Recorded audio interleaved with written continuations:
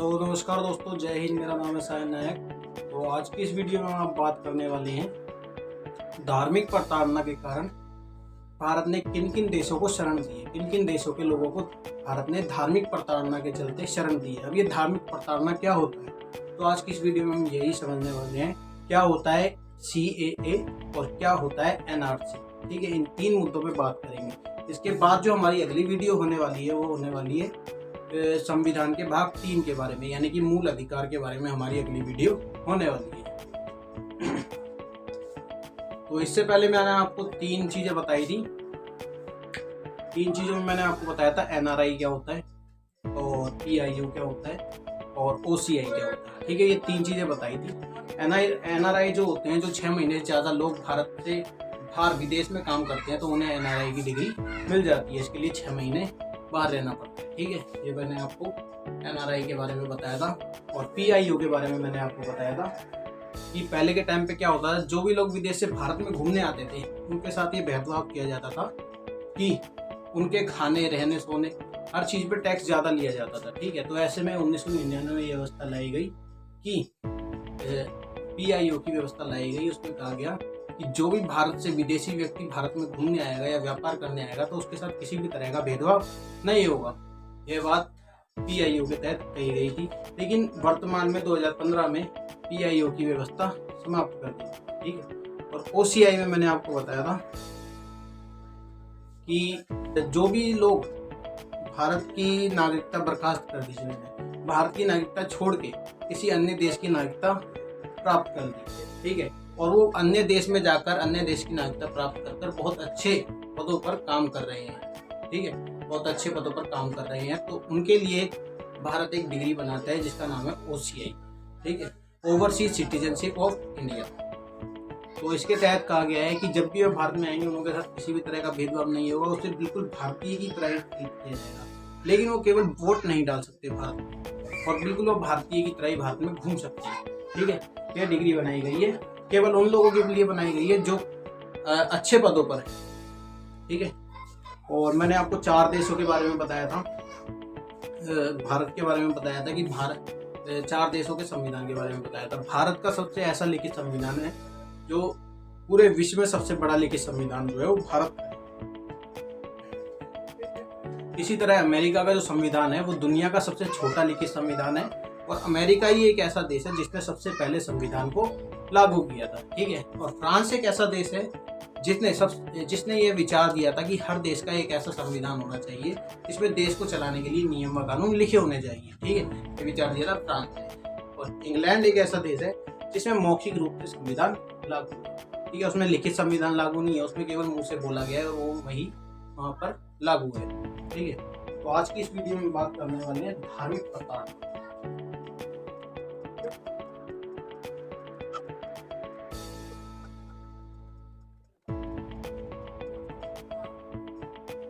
ठीक है, तो हम बात करने वाले हैं धार्मिक प्रताड़ना, रिलीजियस, जिसे इंग्लिश में कहा जाता है रिलीजियस परसिक्यूशन। ठीक है, तो ये होता क्या है धार्मिक प्रताड़ना? धार्मिक प्रताड़ना उसे कहा जाता है जब किसी देश पर धार्मिक रूप से जब अत्याचार होता है तो वहां के लोग क्या करते हैं, वो शरण लेने के लिए दूसरे देशों की तरफ जाते हैं, दूसरी जगहों पर जाते हैं, तो उसे धार्मिक प्रताड़ना कहा जाता है। सीधी सी लैंग्वेज है कि जब भी किसी व्यक्ति के ऊपर अगर धर्म के आधार पर भेदभाव होगा तो यह व्यक्ति क्या करेगा, वहां से छोड़कर दूसरी जगह बसने जाएगा, तो उसे धार्मिक प्रताड़ना कहा जाता है। जिसे धर्म के नाम पर बहकाया जाए, बार बार उसे धर्म के नाम पर टॉर्चर किया जाए, उसे ही कहा जाता है धार्मिक प्रताड़ना। ठीक है, डेफिनेशन में लिख देता हूँ आप लिखिए।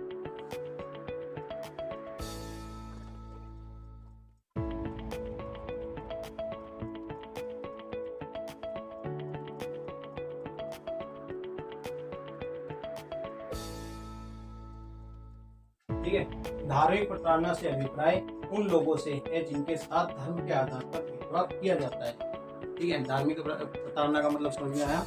तो ऐसे बार जो धार्मिक प्रताड़ना के चलते भारत ने जब किसी अन्य देशों को धार्मिक प्रताड़ना के चलते जब शरण की है, तो ऐसा 7 परिस्थितियों में भारत के साथ हुआ है जब भारत ने किसी अन्य देश के व्यक्तियों को धार्मिक प्रताड़ना के चलते भारत में शरण दी है। ठीक है, तो उसके बारे में हम बात करते हैं। तो धार्मिक प्रताड़ना के चलते ऐसे 7 परिस्थितियां हुई है जिसमें भारत ने अन्य देश के लोगों को शरण दी है। ठीक है, पहली बार जब ये हुआ था 12वीं शताब्दी में।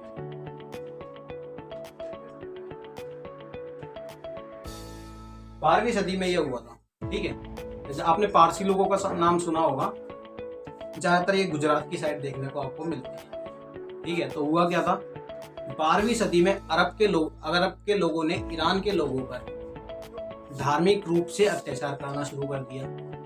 12वीं सदी में अरब के लोगों ने ईरान के लोगों पर धार्मिक शोषण शुरू कर दिया। ईरान के लोगों में ज्यादातर पारसी रहते थे। ठीक है, वो पारसी जो है वो ईरान से ही आए हुए हैं भारत। ठीक है, तो क्या हुआ, वहां से जो ईरान के लोग थे वो कई जगहों पर भागे आसपास में, तो उनमें से कुछ पारसी लोग जो थे वो भारत के गुजरात में आ गए। ठीक है, तो गुजरात में जब आए तो गुजरात के राजा जो थे उन्होंने कहा कि आपकी धर्म अलग है, संस्कृति अलग है और आपकी भाषा सब अलग है, तो ऐसे में आप यहाँ पे नहीं रह सकते। तो फिर उस समय क्या हुआ था, जो पारसी लोग थे राजा के बगल में दूध का गिलास पड़ा हुआ था। इन्होंने बहुत अच्छा उदाहरण राजा के सामने प्रस्तुत किया था। इन्होंने कहा था कि जिस तरह चीनी यदि दूध के अंदर मिल जाए और इसके स्वाद को भी बढ़ाती है, तो उसी तरह हम भी भारत के साथ जुड़ के भारत की उन्नति में सहयोग करेंगे। ठीक है, तो इस तरह पारसी लोगों को वहाँ के राजा ने भारत में रहने की अनुमति दे दी। तो इसी तरह गुजरात में सबसे पहले पारसी लोग आए थे, गुजरात में रहना इन्होंने स्टार्ट। ठीक है, 12वीं सदी में सबसे पहले किसको दी, पारसी लोगों को दी। ईरान से आए थे ये। अरब के देशों ने जब इस पे आक्रमण कर दिया था, अरब ने ईरानी लोगों पर आक्रमण किया। ठीक है, और दूसरी परिस्थिति जो है वो 1947। आपको याद होगा भारत और पाकिस्तान का जब विभाजन हुआ तो 1947 में हुआ। तो इस परिस्थिति में बहुत से ऐसे लोग जो थे जो पाकिस्तान से भारत में आना चाहते थे, तो ऐसे में भारत ने बहुत से पाकिस्तानी लोगों को भारत में शरण दी। ठीक है, 12वीं सदी हो गया, 1947 हो गया। 1947 के बाद 1959। आपने कहीं ना कहीं किताबों में पढ़ा होगा, आप ये 12वीं क्लास में ही है, 12वीं क्लास की पॉलिटिकल एनसीईआरटी में है। जब 1959 में तिब्बत ने चीन जो था वो तिब्बत पर अपना कब्जा जमाना चाहता था। ठीक है, 1959 में। तो ऐसे में क्या हुआ कि 1959 में वहाँ के तिब्बत के धार्मिक गुरु थे जिनका नाम था दलाई लामा। ठीक है,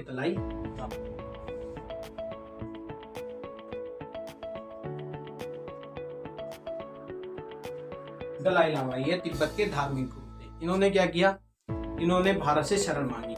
उस समय पंडित जवाहरलाल नेहरू भारत के प्रधानमंत्री थे। उन्होंने भारत से शरण मांगी कि यहाँ पे हमें तिब्बत के लोग जो हैं इन्हें हमें भारत में शरण दे दीजिए, क्योंकि ये चीन के लोग जो हैं ये हमारे साथ अत्याचार कर रहे हैं धार्मिक रूप से और तिब्बत को अपने कब्जे में लेना चाहते हैं। तो ऐसे में क्या हुआ, तो तिब्बत के जो धार्मिक गुरु दलाई लामा जो थे वो उन्होंने भारत से शरण मांगी और उनके साथ बहुत हजारों की संख्या में जो तिब्बत के लोग थे वो भारत में आए थे और खासकर दिल्ली में आके बसे थे। कहाँ पे आके बसे थे, दिल्ली। भारत में दिल्ली में आके सबसे ज्यादा बसे थे। ठीक है, अगर आप दिल्ली गए भी होंगे तो आप दिल्ली में देखा होगा कि यहाँ पे बहुत से चाइनीज आपको लोग दिख जाते हैं, जिनकी यहाँ पे थोड़ी अजीब सी होती है, आप उन्हें देख के पहचान जाते हो कि ये चाइनीज है। आप चाइनीज उसे बोलते हो लेकिन असलियत में वो दलाई लामा के लोग। ठीक है, तो 3 परिस्थितियां ऐसी हुई है जिनमें भारत ने विदेशी व्यक्तियों को शरण दी है। 3 परिस्थितियां बताइए। अब चौथी परिस्थिति जो है वो है 1971 में आपको याद होगा भारत और पाकिस्तान का युद्ध हुआ था, जिसमें पूर्वी पाकिस्तान बांग्लादेश में बदल गया था। तो बांग्लादेश से क्या हुआ, बहुत से बांग्लादेश के लोग थे जो भारत में आकर शरण लेने लगे थे। लाखों की संख्या में लोग आए थे जो भारत में शरण लेने लगे थे। ठीक है, तो ऐसे में भारत ने बंगाल के लोगों को शरण दी थी। कब, 1971 में। यहाँ बंगाल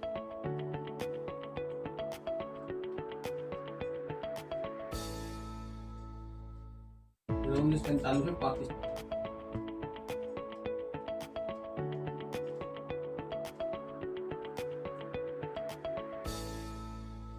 यहाँ ईरान।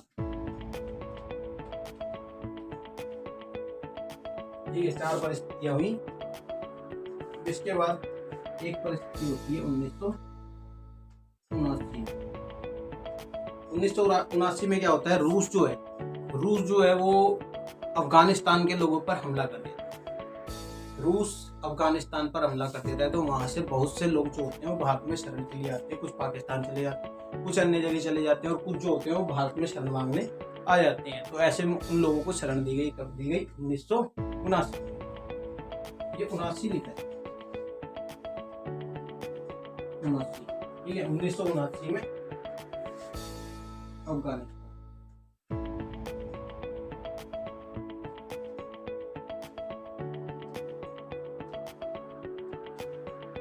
1979 में अफगानिस्तान को शरण दी गई, ठीक है।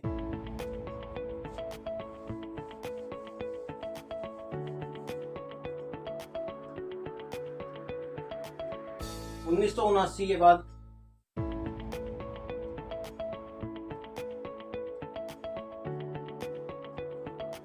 1980 में श्रीलंका में तमिल जो लोग थे उन पर बहुत भयानक धार्मिक अत्याचार होने लगे।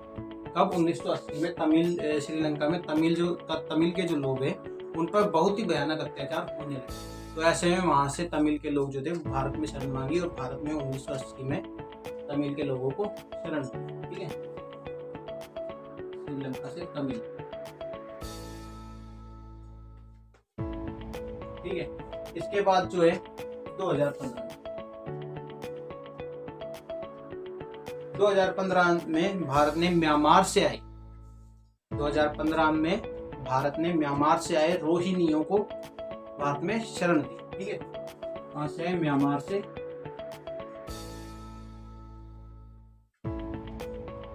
कौन आए थे, रोहिंग्या।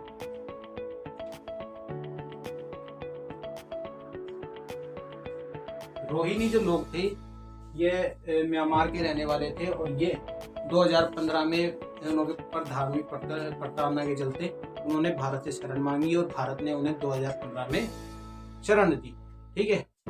तो ये 7 देश मैंने आपको बता दिए हैं, ठीक है, तो आप इसे नोट डाउन कर सकते हैं,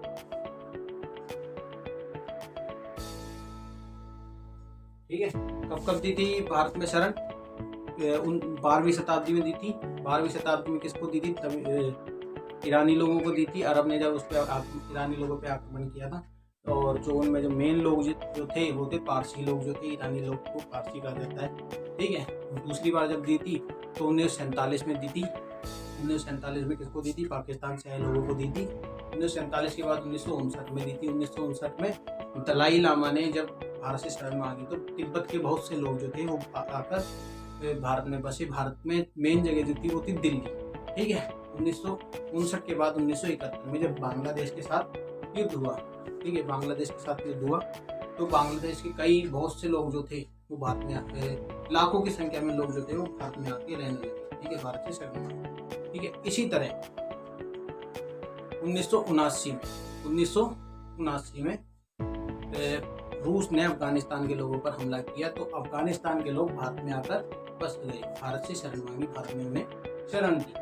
इसी तरह 1980 में श्रीलंका के तमिलों पर बहुत भयानक धार्मिक अत्याचार हुए, तो ऐसे में भारत ने 1980 में श्रीलंका के तमिल लोगों को भारत में शरण दी, ठीक है।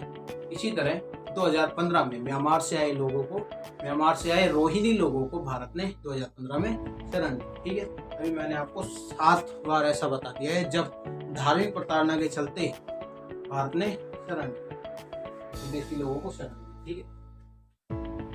तो अब देखते हैं हम CAA क्या होता है। इसकी जो फुल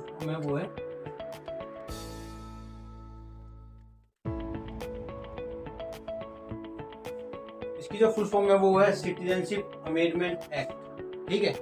ये क्या होता है CAA, ठीक है, तो हम बताते हैं।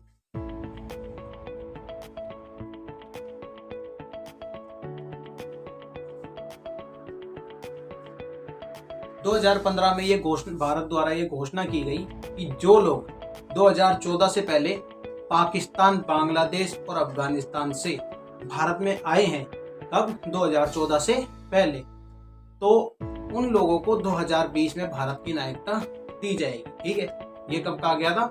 2015 में ये घोषणा की गई थी। कब की गई थी? 2015 में। 2015 में घोषणा की गई थी कि जो लोग पाकिस्तान, बांग्लादेश और अफगानिस्तान, ये 3 देशों से धार्मिक प्रताड़ना के चलते 2014 से पहले भारत में आए हैं, तो उन्हें 2020 में भारत की नागरिकता दी जाएगी। ठीक है, ये तो नागरिकता किस आधार पर दी जाएगी? नागरिकता अधिनियम 1955 के तहत किस आधार पर दी जाएगी?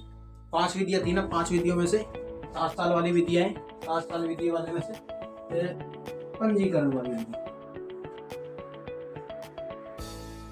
ठीक है, पंजीकरण वाली विधि के आधार पर मिल रही है, क्योंकि 7 साल ये रहेंगे 2014 से 15, 16, 17, 18, 19, 20, और इसमें मिली जाएगी, यानी कि 7 साल तो हो गए। 14 को मिला के 14, 15, 16, 17, 18, 19, 20, यानी कि 2020 में इन्हें भारत की नागरिकता मिल जाएगी। इन लोगों को जो बांग्लादेश, पाकिस्तान और अफगानिस्तान से 2014 से पहले भारत में आए थे। ठीक है, समझ में आई ये बात? तो डेफिनेशन लिख देता हूँ मैं एक बार।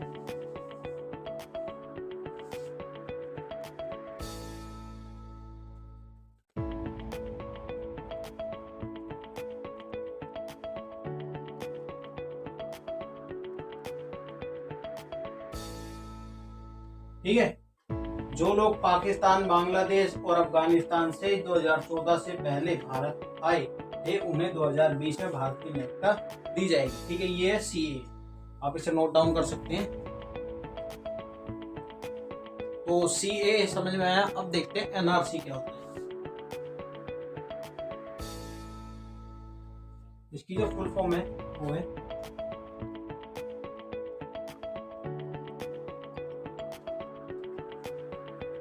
जो फुल फॉर्म है वो है नेशनल रजिस्टर ऑफ सिटीजन्स। ठीक है, एनआरसी की full form national register of citizens. ठीक है, अब ये कौन होते हैं, इसका क्या मतलब होता है एनआरसी? तो इस वीडियो में आपको बताता हूँ कि एनआरसी, जब अभी मैंने आपको बताया था कि बांग्लादेश को भारत ने 1971 में शरण दी थी। तो ऐसे में क्या हुआ, बांग्लादेश से कई लोग ऐसे थे जो असम में जाकर असम में चले गए। बहुत से लोग जो थे असम में गए थे। तो ऐसे में क्या हुआ, तो 1985 में असम यूनिवर्सिटी के जो विद्यार्थी है उन्होंने एक आंदोलन चलाया जिसका नाम था असम एकॉर्ड।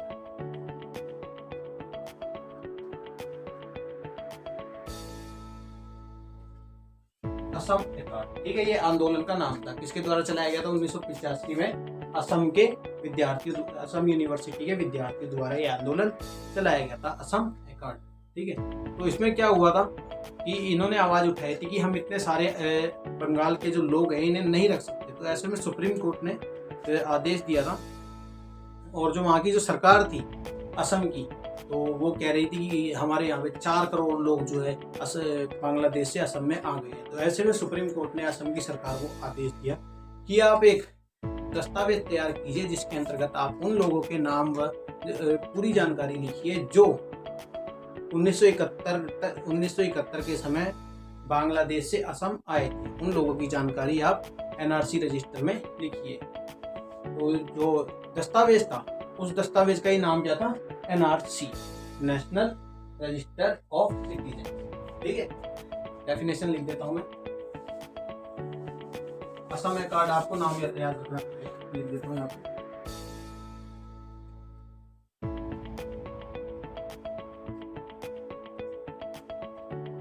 असम एकॉर्ड, ठीक है, यह आंदोलन का नाम है।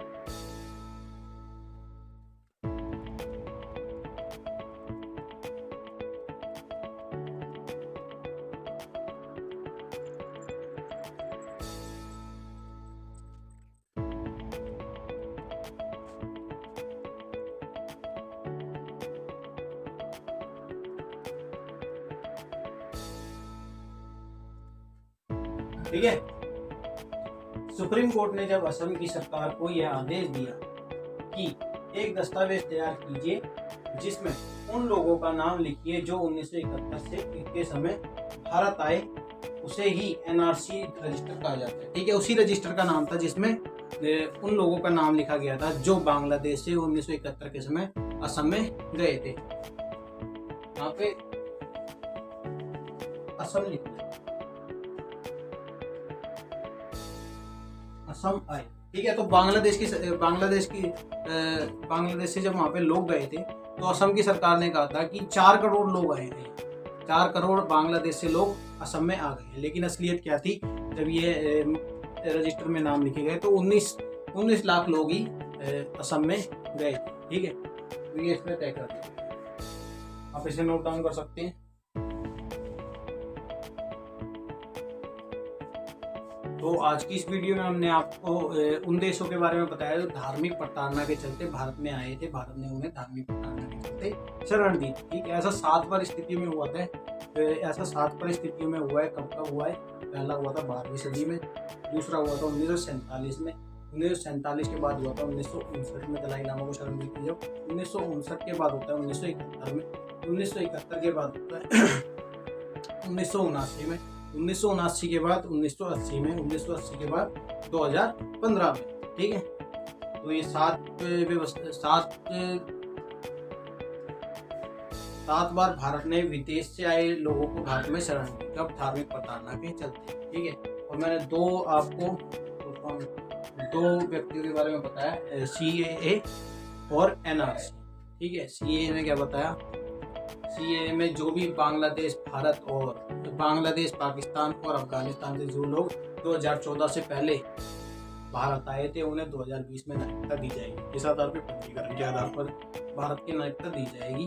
और NRC में क्या बताया कि NRC में बताया गया है जो लोग बांग्लादेश से असम 1971 में बांग्लादेश के लोग जो भारत में आए थे उनमें से कुछ लोग जो थे वो असम में भी गए थे। असम ने 1985 में आंदोलन किया, असम के विद्यार्थियों ने, यूनिवर्सिटी के विद्यार्थियों ने, जिसका नाम था असम एकॉर्ड। ठीक है, यहाँ पे ये लिखा हुआ है असम एकॉर्ड। उसमें क्या कहा गया था कि वो लोग असम के विद्यार्थी ऐसे कह रहे थे कि यहाँ पे बहुत से लोग आए हैं बांग्लादेश से, हम इतने सारे लोगों को यहाँ पर शरण नहीं दे सकते। तो फिर ऐसे में वहाँ की जो सरकार थी, उसने सुप्रीम कोर्ट के ऊपर दबाव डाला और कहा कि भारत में हमने इतने 4 करोड़ लोग जो हैं वो बांग्लादेश से असम में आए हैं, हम इतने सारे लोगों को शरण नहीं दे सकते। फिर ऐसे में सुप्रीम कोर्ट ने असम की सरकार को आदेश दिया कि आप एक रजिस्टर तैयार कीजिए, एक दस्तावेज तैयार कीजिए, इसमें उन लोगों का नाम लिखिए जो 1971 के समय असम में आए हैं। ठीक है, 1971 में असम में आए हैं, उन लोगों का नाम लिखिए। तो ऐसे में क्या हुआ, 4 करोड़ लोग तो नहीं, बाकी 19 लाख लोग जो थे वो असम में आए थे। ठीक है, आज की वीडियो में बस इतना ही, और जो अगली वीडियो होगी उसमें मैं आपको मूल अधिकार के बारे में बताऊंगा। भाग नंबर 3 हमारा कल से शुरुआत हो जाएगी, भाग नंबर 3। ठीक है, तो मिलते हैं हमारी अगली वीडियो, मिलते हैं। जय हिंद।